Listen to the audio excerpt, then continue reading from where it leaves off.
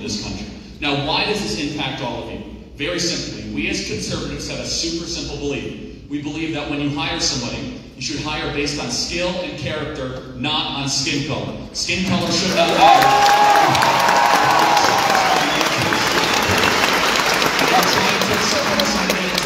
Accept somebody into the military. It does not matter what the color of the skin of the person that you are communicating with. It matters, can they do the job? Are they competent? Are they qualified? And over the last couple of decades in America, we've seen a little bit of a slippage into mediocrity. When meritocracy is not prioritized, a country will descend into mediocrity. And these four things together very well might be well-intentioned, and I'll explain kind of how they play one with the other. The first of which is critical race theory. We don't have to spend too much time on this. This is the philosophical backbone. Basically, is a belief that America is super racist to its core.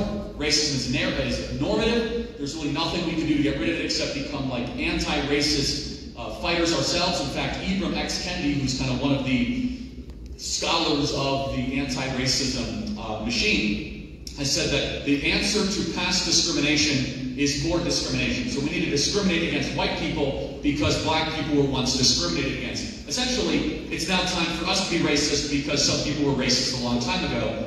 We kind of look at that and say, wait a second, if racism was wrong then racism is wrong today, so we should not have any racism, period, so on and so forth. But anyway, the belief system of critical race theory is taught in many schools. Thankfully, President Trump signed an executive order saying CR2 will be taught in any schools that receive federal taxpayer funding.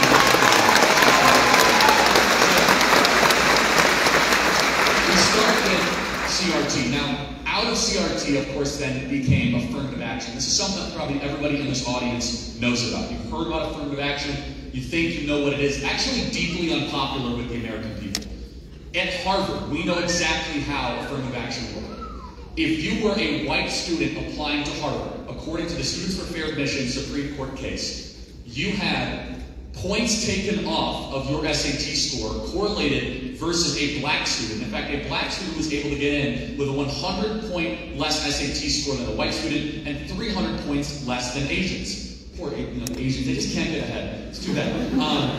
And it's amazing when you look at this. And we're discriminating against another minority because we're trying to be anti-racist. The Supreme Court actually ruled this was unconstitutional. They struck it down and they said, we're not going to have affirmative action. The problem is a lot of schools ignored it. And still to this day they ignored it. President Trump signed an executive order saying, actually no, Supreme Court ruled you're not allowed to do this. And so when you apply for college or when you apply for law school, if you guys want to go to law school, and if you are a white male, you should not have points taken off of your LSAT based on the color of your skin. Let me break this down even further. You should not be penalized based on things you cannot change no matter how hard you try. Now, I'm not discounting that some people come from different backgrounds, but you can actually change your circumstance even if you come from a bad background. You can't change that you're white. Well, some people try, but you can't change that you're white. Nor should you actually want to change if you're white. This whole idea that you're bad if you're white and you're bad that you're a man. Actually, no, God made you that way. And stop calling that person racist just because they're of a white skin color and that you're told that they're racist. I think it's disgusting and reprehensible to its core. So, affirmative action. The second of which you probably hear a lot of, and that is DEI. DEI is the slow-moving bureaucracy that has found itself in so many institutions. Thrilled, by the way, University of Wyoming got rid of its DEI office, so that's great. Right on.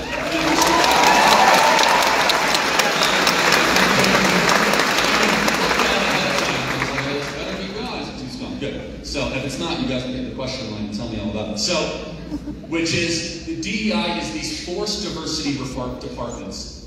And they are the commissars, they are the enforcement arm of the belief of critical race theory. These are where you have to sit through these endless seminars to learn how to be an anti-racist. This is where you could be fired by using the wrong pronouns. This is where they say, well, we want to try to have 10% of our workforce be a certain color. This makes us less competitive, and it actually makes us more tribal. It makes us less likely to create a community that is based on what matters most, which is why are we here? Are you trying to build an institution of excellence, or one where everyone looks different but thinks the same?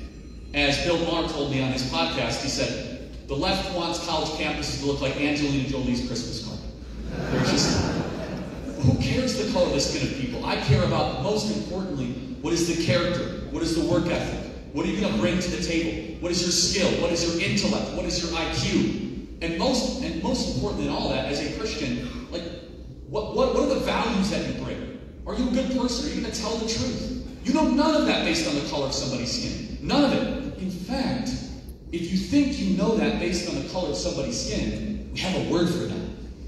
In fact, that's literally what CRT and DEI and affirmative action is those things embodied, which is, of course, racism. So DEI. Then finally, what President Trump signed yesterday is the most important 1, 2, 3, 4, which is this thing called disparate impact. Now, this gets a little bit wonky, and this goes back about 50 years from an executive order signed by Richard Nixon and Lyndon Baines Johnson. This is the legal theory that supports this kind of this monstrosity. So remember, we have affirmative action,